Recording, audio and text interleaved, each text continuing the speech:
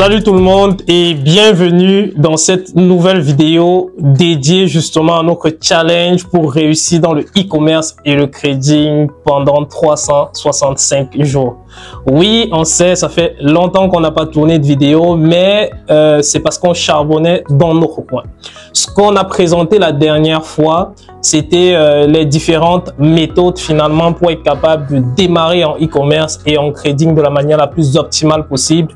On vous a montré tous les outils qui sont importants pour être capable de travailler de la manière la plus efficace et surtout gratuitement, mon cher Vini. Ouais. Donc, dans ce sens-là, on aimerait avec vous mettre en évidence tout ce qu'on a fait dans l'ombre. Donc, on va mettre tout ça dans la lumière. Exactement. Pour vous montrer finalement qu'on a comme suivi le processus qu'on vous avait nous-mêmes décrit. Donc, on s'est focalisé sur le e-commerce parce que dans l'initiative, après avoir mûri justement le sujet une nouvelle fois, on s'est rendu compte que ce serait pertinent de commencer nos premiers gains avec le e-commerce et puis réinvestir une partie de ces premiers gains-là directement pour démarrer l'activité de trading.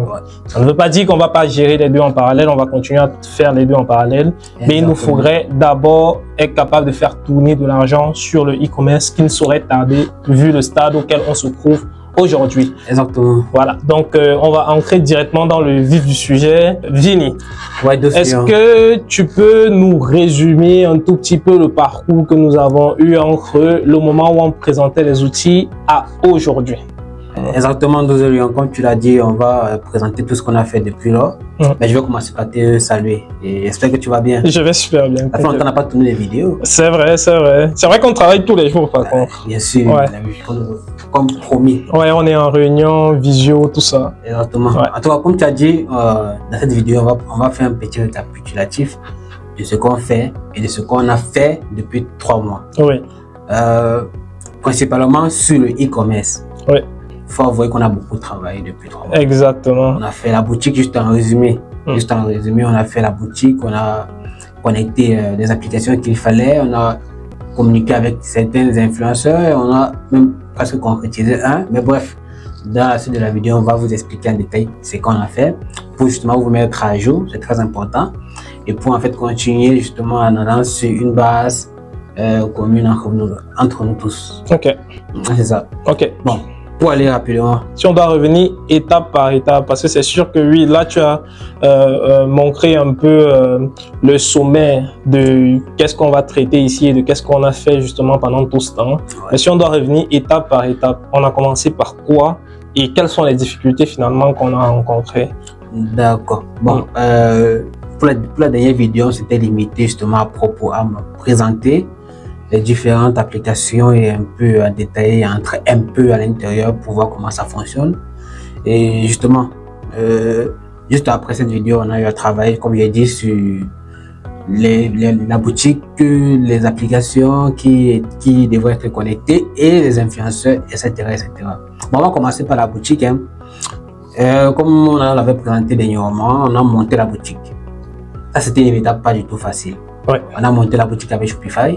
Et dans la capture qui va être présentée là, dans la vidéo, là, juste là, on va vous présenter une petite capture de la boutique en question. Ouais. Donc, on a monté la boutique en utilisant une stratégie de multiples marchés. Ouais. Donc, on a voulu ouvrir une boutique dans plusieurs marchés qui pratiquent différentes langues. Ok, ça veut dire... Okay. On a voulu ouvrir, par exemple, pour le cas factuel qu'on a fait, une boutique qui peut être utilisée sur le marché francophone, qui peut être utilisée sur le marché allemand, qui peut être utilisée sur le marché anglais. Ouais. Justement, c'était la stratégie de base qu'on avait. Donc, on a planifié créer une boutique qui pourrait justement être automatiquement traduite quand le client se trouve par exemple sur le marché allemand. Même chose pour le marché français et même chose pour le marché anglais. Justement, pourquoi? Parce que justement, c'est une stratégie pour simplifier la multiplication de boutiques. Ça économise le coût le temps, parce qu'on fait une boutique pour 3 machines. Okay. Bien qu'on aura traduit et utilisé certains logiciels. Donc, c'est la stratégie qu'on a utilisée. Mais on a rencontré certains problèmes. Oui.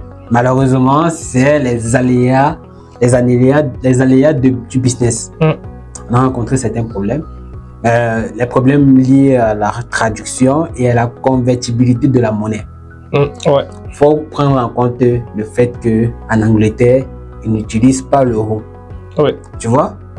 Pourtant, en Allemagne et en France, ils utilisent l'euro. Ouais. Il fallait aussi approfondir le système pour que le client qui se trouve en Angleterre soit capable de payer avec sa monnaie finalement. Ce qui est le livre sterling. Ouais. Mais malheureusement, on n'a pas trouvé une application qui était capable de traduire, pas juste de convertir de façon apparente, mais de convertir la monnaie affichée sur le site, de telle sorte que ça soit également converti en back-office. Parce que justement, il y a la traduction là, c'est-à-dire ça traduit juste pour le visuel. Mais quand le client paye, il paye en fait en euros. Donc la traduction, c'est juste pour le visuel. Pour le front-end, pour l'utilisateur en fait. Exactement. Et quand je parle de traduction, je ne parle pas de traduction de la langue, je parle de traduction de la monnaie. Je ne veux pas dire conversion. La conversion. Je ne veux pas dire conversion parce que justement, c'est une traduction du sens où ça ne convertit pas vraiment. Oui. Ça traduit juste pour que le client puisse voir livre sterling. Mais en fait, s'il paye, il paye en euros. Okay. Tu vois? Tu me permets, Vini, je pense que finalement, ce que tu es en train de nous faire comprendre, c'est que une fois qu'un client, par exemple, est rendu sur notre site internet, sur notre boutique en ligne, en fait, s'il est sur le marché allemand, il sera capable de voir le coût de notre produit gagnant, parce que oui, on a fait une boutique autour d'un produit gagnant qu'on a au préalable démarché, qu'on a au préalable recherché en fait. Exactement. On a recherché avec toutes les stratégies qu'on vous a présentées tantôt sur TikTok, ainsi de suite. Bref, on va revenir dessus. Bref, si un client est sur le marché allemand, lui va voir le coût des articles, mais en euros. Si un client est sur le marché français, il va voir le coût des articles en euros aussi. Mais s'il est sur le marché anglais, il va voir le coût de l'article en livres sterling. Mais ce n'est pas pour autant que s'il passe un achat étant par exemple en Angleterre, c'est pas pour autant que le site sera capable en back-end de comprendre en fait qu'il est en train de payer avec la livre sterling et donc de interagir directement avec et nous d'avoir de l'interaction avec sa livre sterling pour avoir une conversion en euros pour pouvoir utiliser l'euro. Donc c'est juste une... En fait, c'est un peu plus profond. Bon, tu as rappelé le produit, mais essayer d'avoir rappelé, on va introduire ça juste après la boutique. C'est très important. Mais en fait, ce qui se passe avec le marché UK ou bien Angleterre, c'est quoi?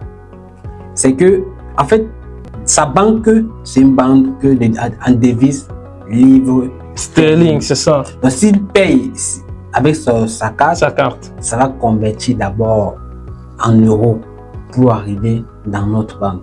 Le fait de convertir, ça prend des frais. Plus d'argent. Ok, je comprends. En plus, il y a un autre détail à prendre en compte.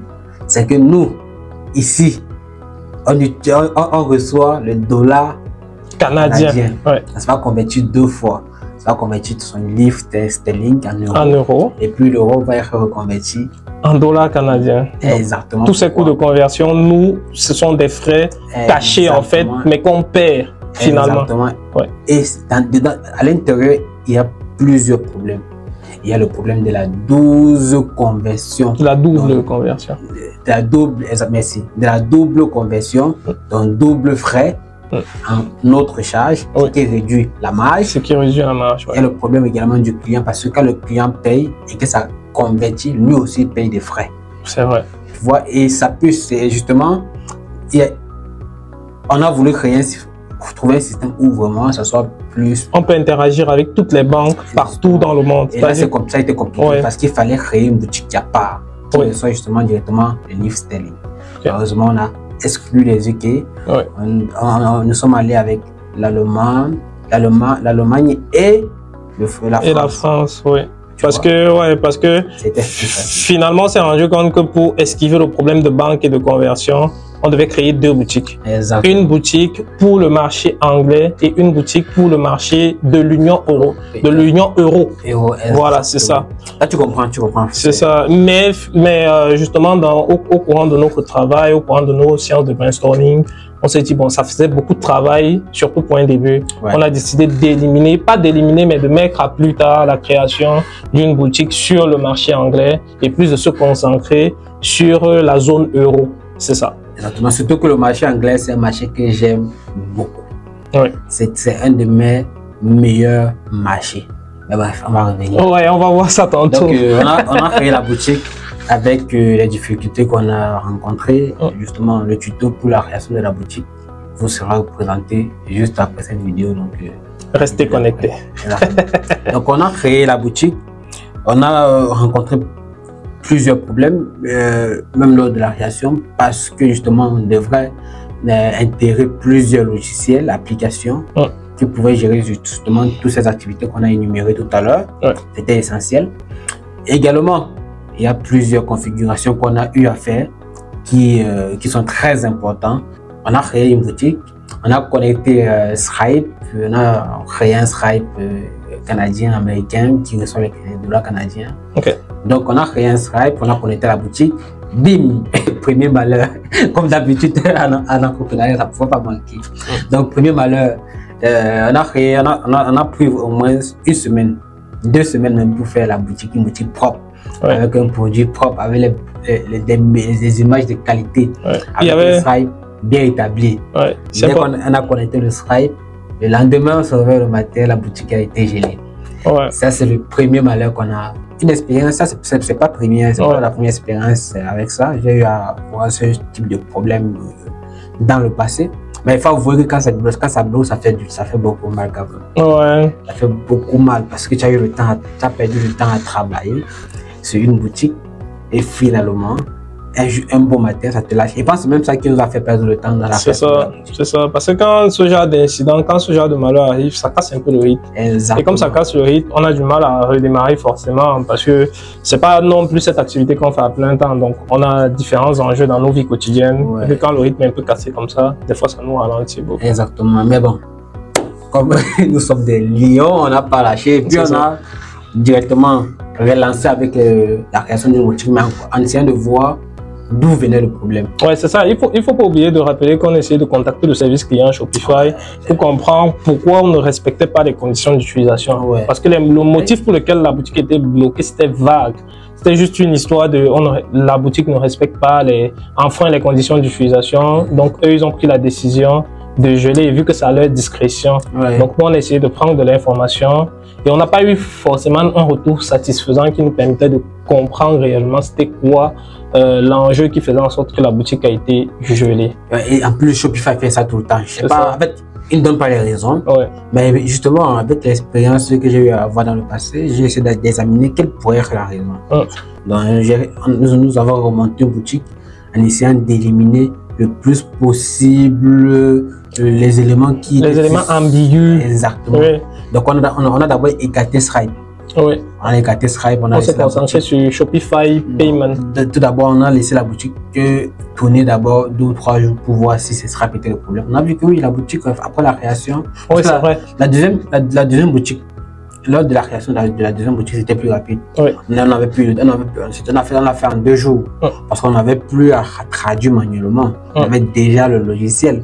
Donc, avec le logiciel de traduction et tout, on a traduit rapidement. Donc, en 2 jours, on avait déjà fait. Mais sauf que là, on n'a plus connecté à Shopify, à Stripe. On a fait une boutique, on a laissé, on a observé pendant 2 jours pour voir si ça bloquait toujours. Ça n'a pas bloqué. On s'est rendu compte que peut-être c'était Stripe le problème. Pourquoi reconnecter à Stripe? On a trouvé une autre solution.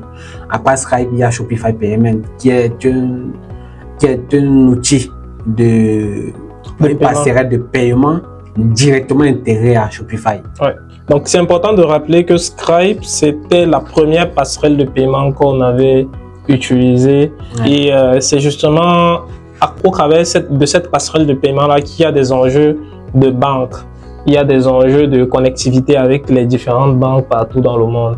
C'est ça qui fait en sorte finalement qu'on n'est pas capable de faire la conversion automatique sur le site de la monnaie. Ouais, tu as tout compris. Parce que ça bloque à une seule monnaie. C'est ça. Stripe ne prend en charge qu'une seule monnaie. Et d'ailleurs, c'est pareil pour Shopify Payment, je pense. Ouais, sauf si on n'a pas toutes les informations. En charge une monnaie. Ouais. En fait, Shopify Payment, c'est la même chose que Stripe, mais directement intégré dans Shopify. Donc, on s'est dit, tiens, on va tester. On a éliminé Stripe, on a utilisé Shopify Payment et après 2 jours, on a utilisé Shopify Payment, on a encore observé. 2 ou 3 jours, on a vu c'était stable, ça n'a pas bloqué. On s'est dit, ouais, peut-être c'est là. Surtout qu'on n'avait pas fait aussi beaucoup de manipulations. On a créé le site rapidement, on n'a pas fait beaucoup de modifications qui peuvent peut-être ancrer dans les conditions d'utilisation. Ouais. Pour ceux qui ont l'énergie à aller lire dans le détail près toutes les conditions d'utilisation de Shopify, bonne chance à vous, mais on avoue que nous, on n'est pas allé jusqu'à ce niveau-là. C'est un document de 100 pages à peu près. Mais sinon, rien n'empêche à... parce qu'ils savent que personne ne lit mais rien n'empêche à celui qui est motivé de le lire. En tout cas, nous sommes allés dans ce sens. Et justement, la boutique a été stable et tout.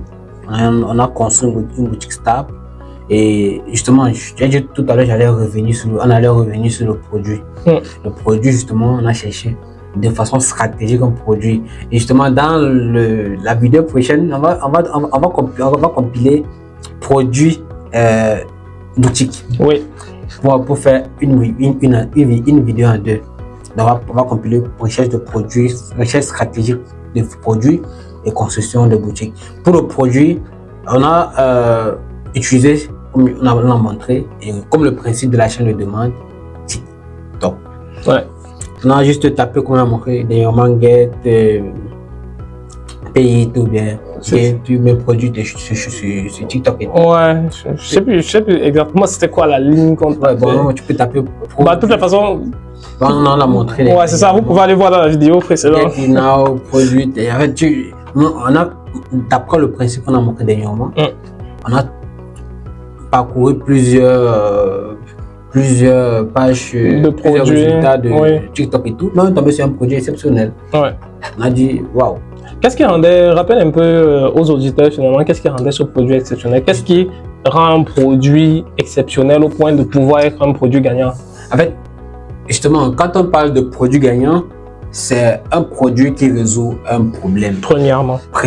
Ouais. C'est un produit qui a un effet waouh. Donc quand tu vois, je dis waouh. Et si ça te fait un waouh, ça ferait justement un waouh à plusieurs personnes. C'est vrai. Donc une fois que tu as ces 2 caractéristiques combinées, c'est un produit gagnant. Mais il y a une troisième option qui entre en jeu, c'est la rareté. Parce que si ton produit est déjà exploité et vulgarisé partout, bah, tu auras les effets. Le marché est déjà saturé pour ce produit-là. Donc, non seulement le produit était un produit nouveau, non seulement c'était un produit wow, effet wow, et plus c'était un produit qui résolvait un problème tout simplement. Ok. Pour la partie négociation avec l'agent, moi j'étais pas forcément présent. Comment tu as négocié avec l'agent pour nos justement avec CG, justement. C'était vraiment la pépite qu'on avait présentée dans la vidéo. Oui, c'était une pépite. C'est vraiment une pépite. Et puis dans cette vidéo aussi, qui passe tantôt. Exactement.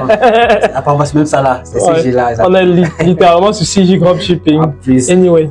Donc, une fois que tu te crées un compte et puis tu cherches le produit, tu peux communiquer avec un agent via cette plateforme, pour le produit que tu as sélectionné tout simplement. Et c'est très simple. Ah oui, il y a directement une plateforme une interface de communication avec l'agent. C'est comme un chat avec l'agent qui est directement intégré à CG Dropshipping. Donc quand tu trouves le produit, tu peux entrer en contact directement avec l'agent et puis vous pouvez commencer à échanger. Exactement. Et justement, et puis on a monté la boutique on a trouvé des images sur CG, on a configuré. De belles images. Hein. Exactement. Et puis on a monté la boutique. Une fois avoir créé la boutique, avec le produit et tout, là, c'est la stratégie contact des influenceurs. Ouf, quelle étape! C'était laborieux. Mais qui nous a pris et qui nous prend le plus de temps. Parce qu'on n'a pas terminé. C'est très laborieux comme tâche. Parce que c'est aussi très manuel au final. Une fois que tu as un bon site, que tu as un bon produit, il te faut vendre ce produit. Donc, il faut le marketing. Et justement, avec la stratégie qu'on applique pour ce principe, c'est d'aller avec $0. Oui, on ne peut pas créer des ads sur TikTok, créer des ads sur les réseaux sociaux, sur Facebook, Instagram. Exactement. Nous, on a décidé d'y aller manuellement, vraiment, de contacter influenceur par influenceur après les avoir recherchés. Et tout ce travail-là est très manuel parce qu'il faut personnaliser les messages qu'on envoie aux influenceurs pour attirer leur attention.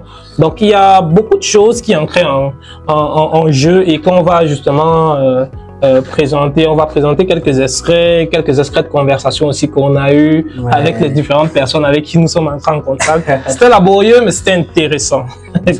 On a contacté une panoplie d'influenceurs. On a eu des retours. On sommes allés jusqu'à négocier avec quelques. On a une absolue des choses, certains n'ont pas concrétisé, la majorité non plus. Et puis on continue à contacter les influenceurs. Et le but, c'est de dépenser le moins de dollars possible, donc voire $0. On utilise une stratégie de rémunération au pourcentage par vente.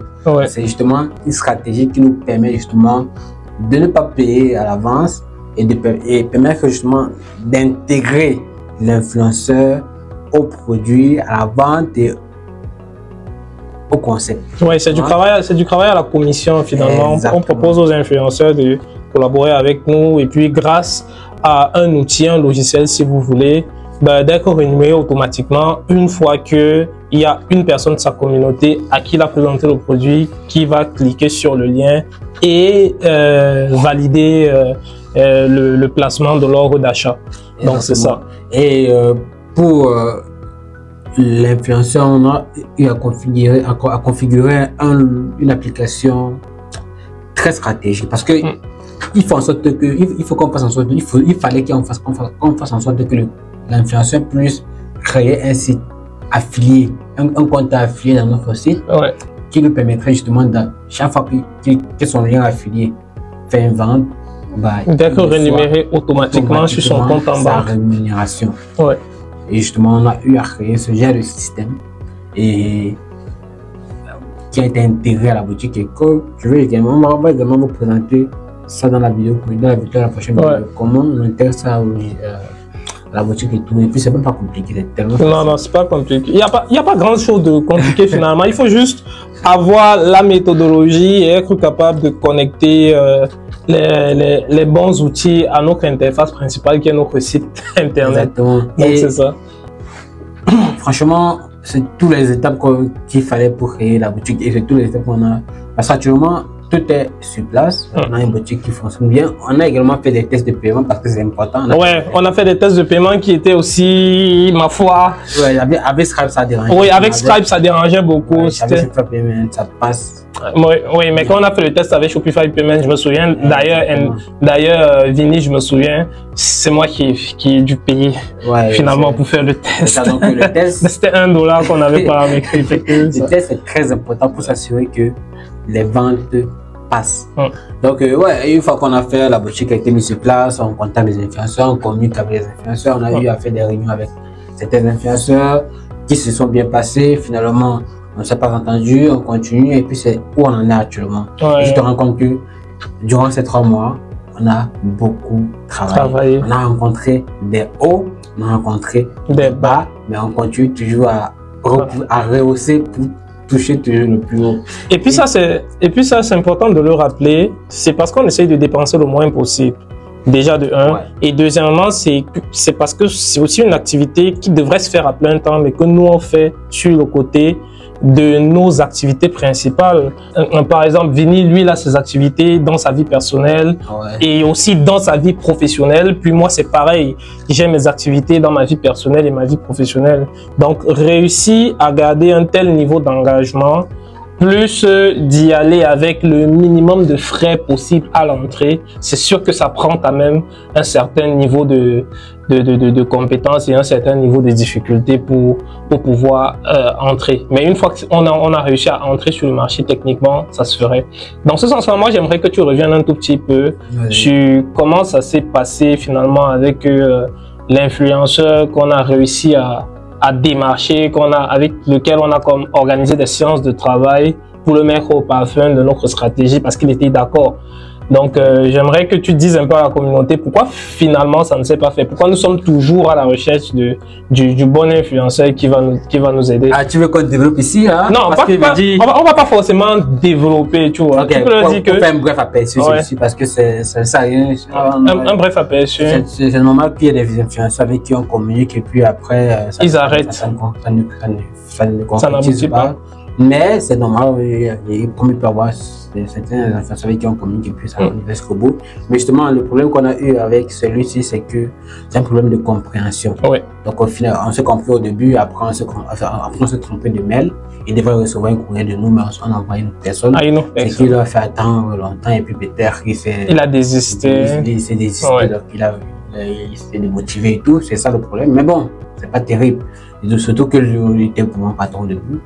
Et justement, on contacte les influenceurs et même la stratégie pour trouver justement les influenceurs. C'est très important. On va vous le montrer dans les prochaines vidéos. Pas peut-être dans la vidéo prochaine, mais peut-être dans la vidéo d'après qui présente comment trouver les influenceurs et comment communiquer, la stratégie de communication, la stratégie de concrétisation, parce qu'on a monté vraiment des documents par rapport à comment dire, à la fidélisation de l'influenceur. Le contrat, par exemple, d'engagement. Donc, on va vous présenter ça. Franchement, on a travaillé comme des beaux, ça, c'est même pas, c'est pas discutable. C'est le travail respectable qu'on a fait.